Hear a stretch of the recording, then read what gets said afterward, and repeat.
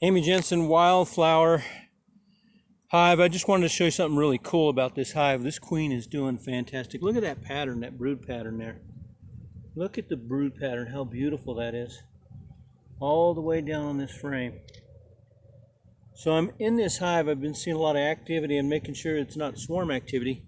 So I'm going to go through these frames quickly this morning and make sure there's no queen cells. Mainly looking toward the bottom, but they can be anywhere if they feel like they don't have enough room. They have enough room. They have two supers, 1, 2, but you never know. You got to check them. So that's what we're doing. An ounce of prevention worth a pound of cure. We don't want to split this hive. We want this thing to keep producing. You're gonna probably have one full of, this is pretty much full of honey here. We're working on this second box, so hopefully they'll fill it up. All right, see you on the mountain. Share, like, and subscribe. Have a beautiful day.